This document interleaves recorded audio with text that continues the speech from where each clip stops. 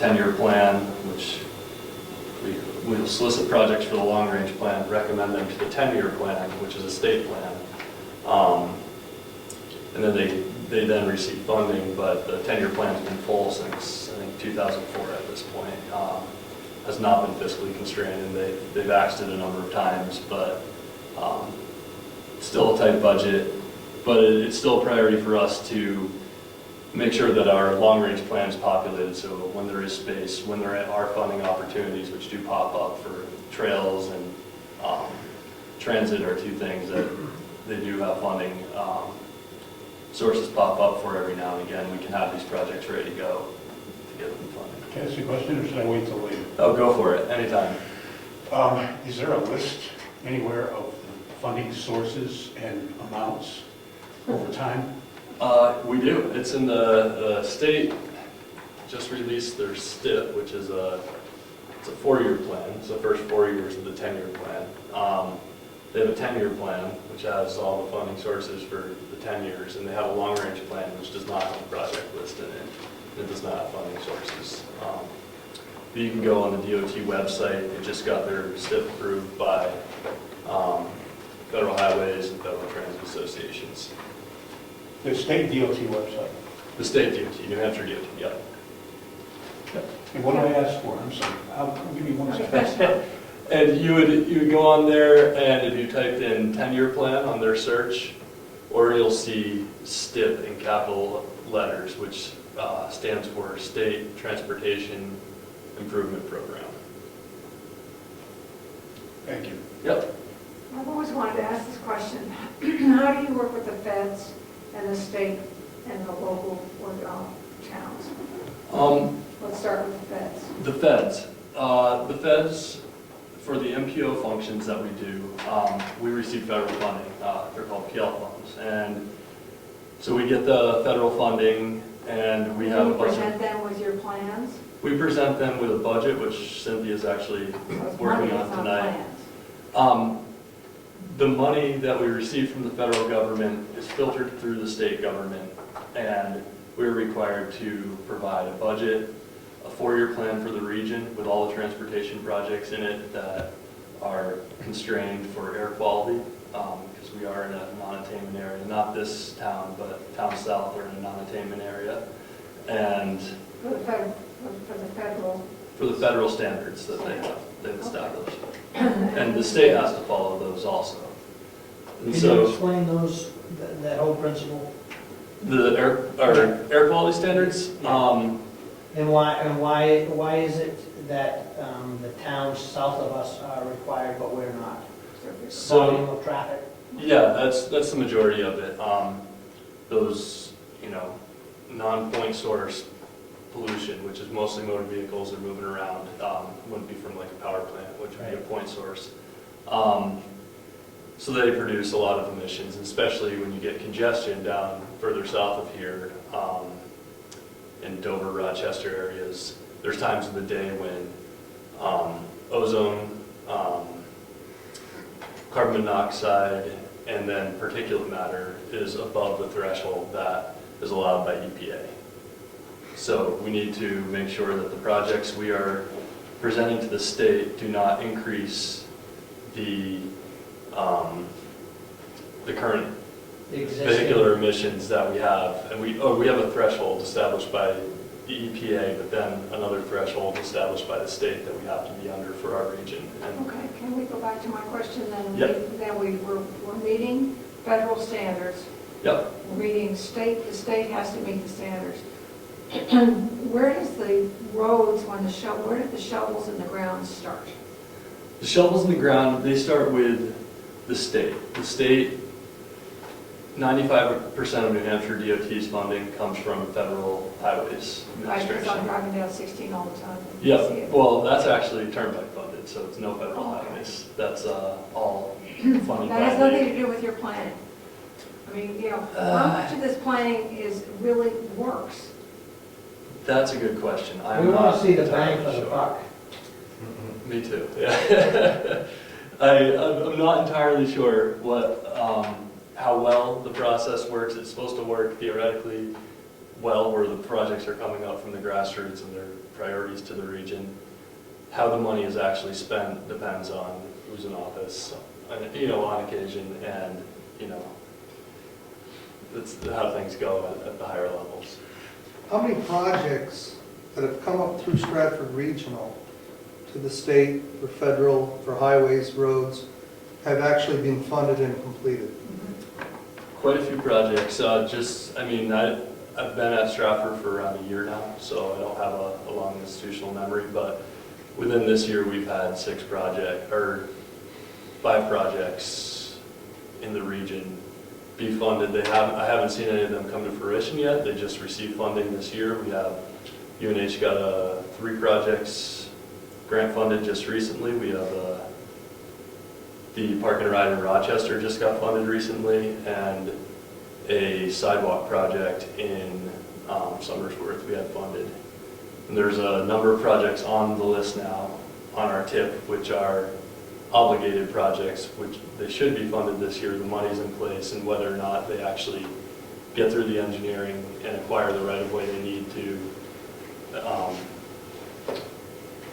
actually do the project is, you know, those are the issues that kind of slow the projects down and push them out. But transportation projects, because it's federal highways and federal transit funding, these are funding sources with the most strings attached out of any project. So there's a lot, or any federal funding. So there's a lot of engineering, environmental assessment, all kinds of other. A lot of studying going on, but not a whole lot of. I agree with you completely in that statement. I think there's more studying going on than actually implementing, and it'd be nice to see things change. This group act, for instance, has been around for quite a few years, and this spring will be the first time it's ever given a ride.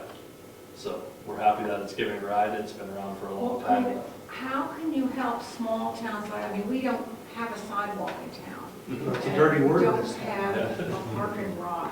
Yeah. And I don't believe we have a pollution problem. I don't believe we do either. In fact, I was looking at your conservation land and some of We the go outside highest and quality we in the breathe. state. We're very happy. So how can you help us? I am down here to help you on this list here.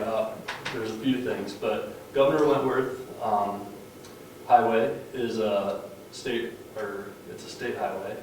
Okay, Yep, and that's eligible for state funds. Oh, we know that. So that's one road. If there's any issues on that road, we can help you out with that. And there- Sure, get it paved, because it's supposed to be paved 4 years ago. Was it supposed to be paved? I should write that down. Absolutely. It's been axed twice because of budget constraints. Mhm. And then this year, they finally at least gave us some I'm sorry, I take that back. They put a thin coat over the. They did come they- through, I guess they call it micro paving. Micro paving? Yeah, they micro Thin paved Thin one coat on over the the, top that cracks as soon as. But the they frost didn't hits. do their plan for Governor's Road. or So Lightford They Road. just shimmed that. Yep. Then you're correct, we have a section of state road that goes, it's called Lyford Road, and it goes right up almost Parallel. very steep, but not parallel to this road, for a short distance. And they haven't done anything to it. Mhm. And it's It's really starting to cracking show. up, vegetation growing in the I'll tell you what, road. if you can make that work, We'll invite you back. Oh, I would, We'll have you back. I would love Matter of that. fact, I would love to help you out with this. I'll definitely be putting those on the So that's Governor's It's Road. kind of Governor's safe, Road. And And kind of the safe first to part of assume like, that this ride that you might provide for the elderly is part of all this too. absolutely, any kinds of, any transportation needs that this area has are issues we would like to hear about. Regardless of, whether or not we can solve them, we can start thinking about them. And if other towns in the region have similar problems, we can use that as leverage to actually get some things done. Because we're so clean here, would the EPA standards kick in here as well? They don't yet. Can we get funding for being clean? I wish you could. I don't know for sure if you can, but just so you know, the air quality standards on the federal level are they're being made more stringent coming up soon, and they were supposed to happen this past June, pushed out to December, and so we're still waiting on that. This is the big component, is the EPA. The EPA is a huge component in this, but Should have brought this to my chart. these are going to become more strict, and then about 80% of New Hampshire is going to be in non-attainment. So it's going to make it much more difficult. Explain non-attainment. Non-attainment, those towns which are above the threshold for the air quality standards that are They're established. gonna take highest priority.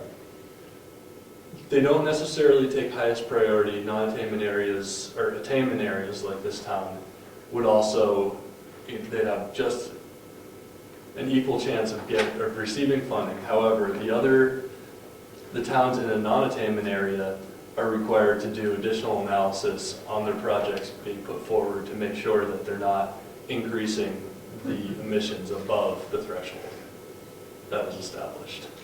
Who You're does the sure about testing that? for the threshold? Who does the testing? The EPA sets the standards. They do set the standards, but then they must come in and do testing for the area to determine the levels of pollution. I'm not entirely Okay. certain how that's done. We have a transportation model which predicts the outputs of certain types of emissions.